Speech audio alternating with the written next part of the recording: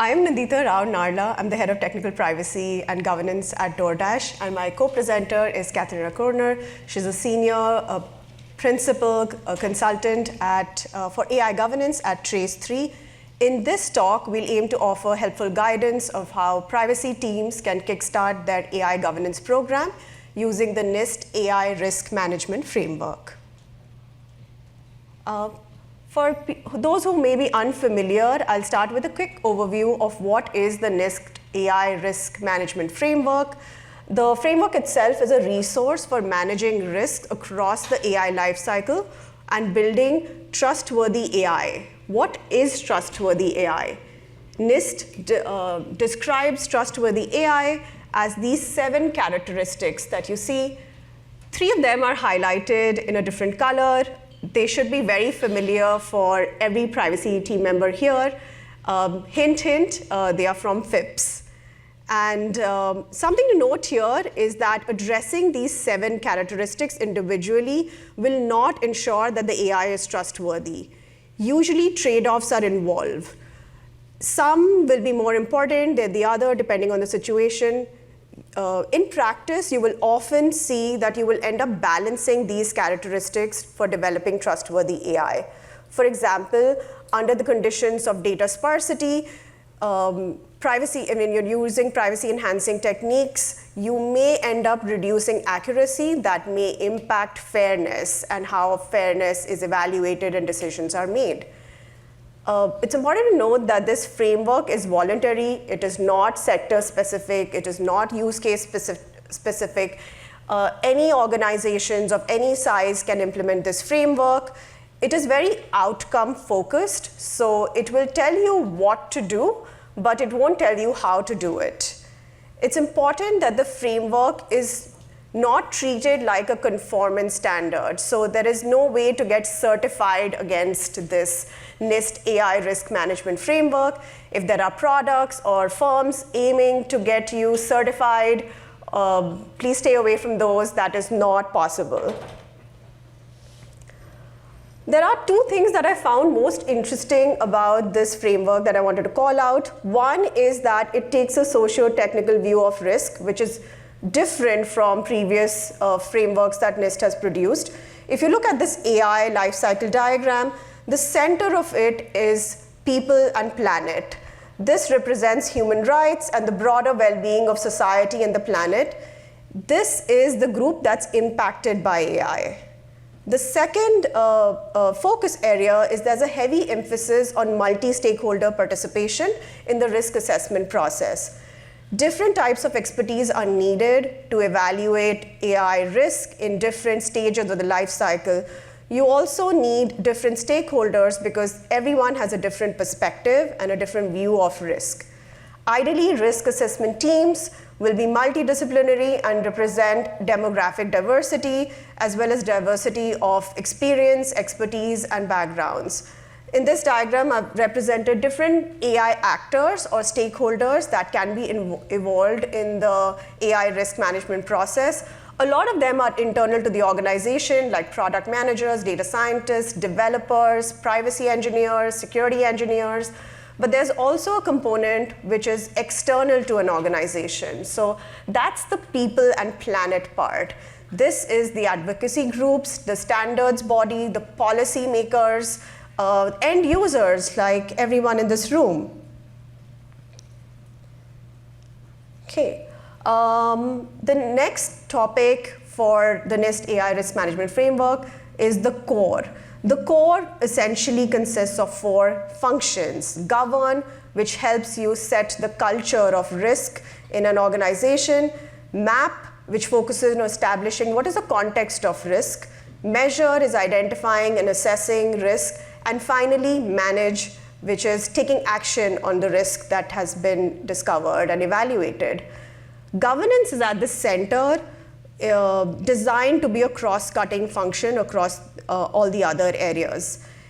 What does the core look like? It's essentially a giant pick list. So it has 72 different subcategories of various outcomes that are required for risk management. this essentially looks like a menu, and by menu, I would say imagine Cheesecake Factory menu, giant. And then you pick what makes sense to you. Organizations can apply these subcategories to what best suits their needs. There is no right or wrong way of applying this framework. AI risk management framework profiles. So using the same example of the Cheesecake Factory menu, not everybody needs to see everything. You can have specific customized profiles for a sector, use case, an application. Example, let's say a kids menu or a vegan menu for people who have dietary preferences. NIST also has a bunch of different resources. Not everything is useful or helpful, but it is there. Think of it, if you're going on a hike, you need to pick the right gear. You have to pick the one that makes sense for your hike, depending on the weather, the terrain, where you're going.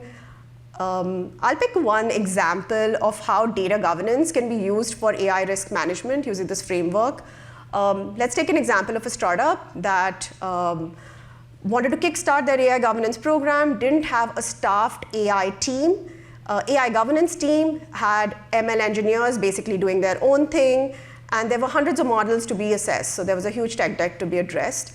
And in true startup fashion, they wanted to do more with less, didn't want to add a bunch of process, and wanted to proactively prepare for AI regulation. What they ended up doing was leveraging their data catalog, which had been built for their privacy compliance, to feed as inputs into this risk management process. The data catalog provided helpful context for the model inputs. When training data had personal information, and they also enforced a gate to require model registration prior to deployment. I've visualized this process. It's basically the same thing, and now I'll hand it over to Katharina. Thank you so much.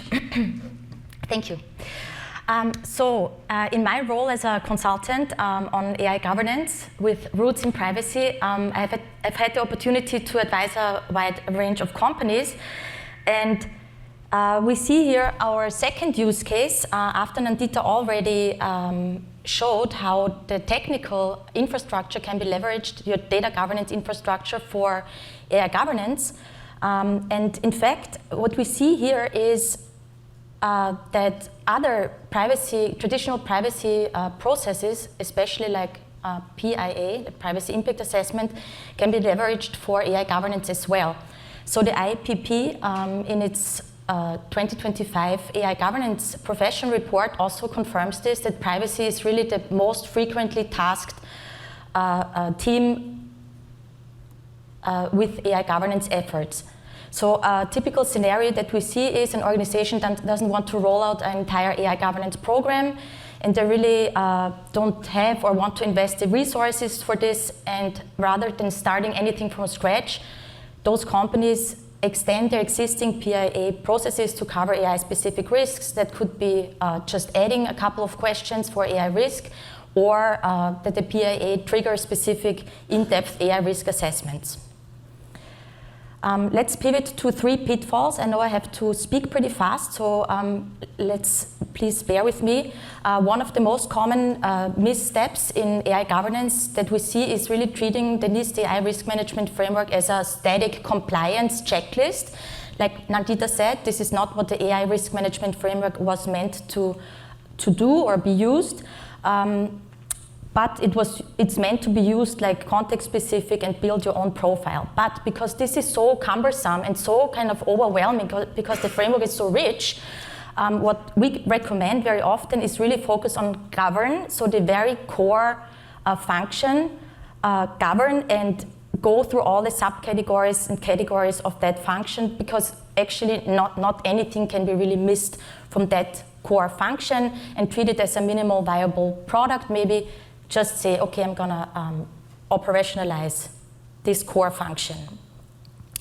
Another pitfall we often see is legal blind spots in AI risk management. Of course, we need to be fair to legal teams. They are often overwhelmed already, or they don't have the visibility into the AI systems. Like from a technical point of view, we often do not even know which data is exactly processed. So you see this pyramid here by Odia Kagan. I can really recommend following her on LinkedIn, that we see like how fragmented and what a patchwork the US and the global AI regulatory landscape is. So if you don't have an AI governance process yet, where the legal team is part of, like, by design, then please reach out with your specific ML project to the legal team, because I've really heard more than once, oh, should we talk to legal before we process specific data or build specific models? Yes, definitely you should. Third one and last one is the measure function is, if you have worked with the framework, very ambitious. It's really awesome, but do we really have in reality all those benchmarks and metrics that this function invites us to set up?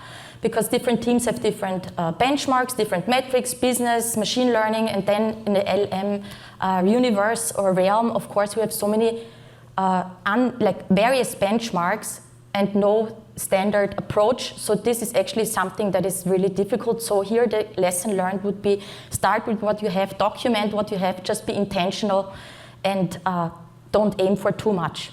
So we end where we began, with the climb, like Half Dome that you see here, which we both tried to peak. AI risk is steep and unpredictable, but not impossible to manage. You already have your cables in place, your privacy program, your PIAs, and of course the NIST AI risk management framework. Thank you so much for your attention. Thank you for your patience.